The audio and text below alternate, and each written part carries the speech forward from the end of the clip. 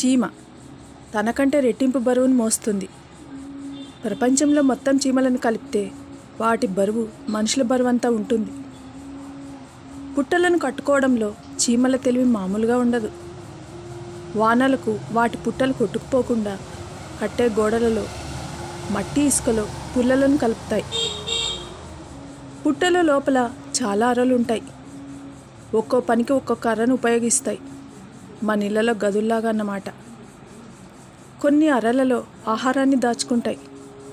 మరికొన్ని అరలలో పిల్ల చీమల పెంపకాన్ని చేస్తాయి. ఇంకొన్ని అరలు రెస్ట్ కోసం ఉపయోగిస్తాయి. అన్ని అరలను కలిపేలా దారి కూడా ఏర్పాటు చేసుకుంటాయి. ఒక పుట్టలో 80 లక్షల దాకా చీమలు నివసిస్తాయి.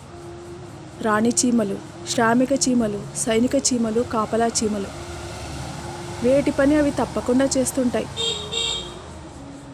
రెక్కల రాణి చీమ గుడ్లు పెట్టడం తప్ప మరే పని చెయ్యదు. మగచీమలు రాణి చీమలతో జత కలిశాక వెంటనే చనిపోతాయి. ఇక రాణి చీమకు సేవలు చేసేవి శ్రామిక చీమలు. ఇవి రాణి చీమ శరీరం నుండి వచ్చే రసాయనాన్ని రుచి చూసి రాణి చీమ ఆరోగ్యం ఎలా ఉందో కనిపెడతాయి. గుడ్లను కాపాడి లార్వా దశ నుండి చీమలుగా మారే వరకు కనిపెట్టుకొని ఉంటాయి.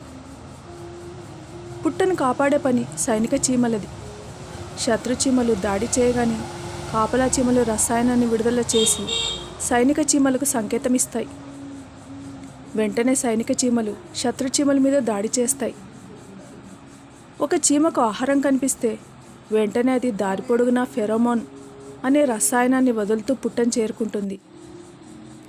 ఆ వాసనను బట్టి మిగిలిన చీమలు ఆహారం వద్దకు క్యూ కడతాయి. ఏవైనా చీమలు తమ పుట్ట నుండి దూరంగా వెళ్ళినప్పుడు చుట్టుపక్కల ఉన్న కొండ గుర్తులతో పాటు సూర్యుడి దిశను గుర్తుపెట్టుకొని వెళ్తాయి.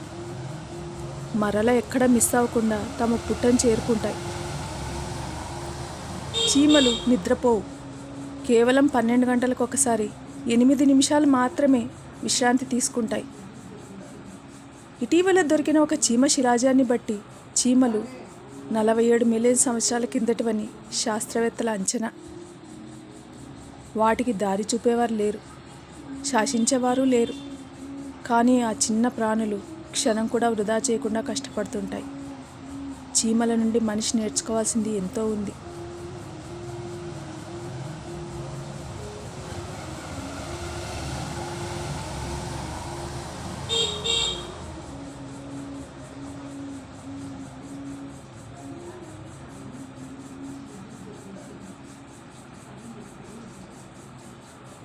Dale.